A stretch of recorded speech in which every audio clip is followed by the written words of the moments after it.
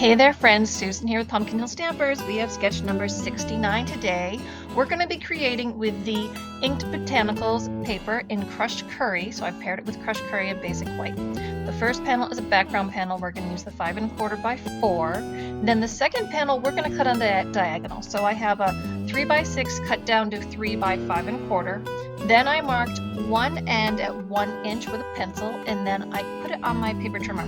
So line your paper trimmer up so that 1 inch mark and the corner of the opposite end are on the cutting line, and then give it a cut. So you end up with these two pieces with diagonal cut to use on our card. Then I used detailed dogwood, crushed curry ink, and I stamped on a scalloped contour die cut the focal image. Then I did again with the So Sincere stamp set my sentiment, and then on that scrap of DSP for my diagonal cut, I stamped the dragonfly image, and then I used my paper snip to trim that out.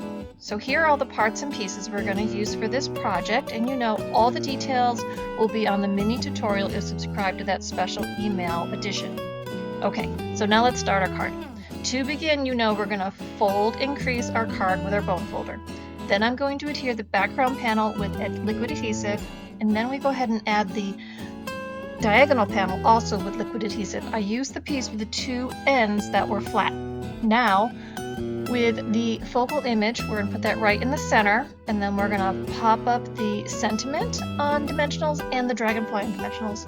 And this is one of my favorite layouts to use, so I hope you enjoyed it today.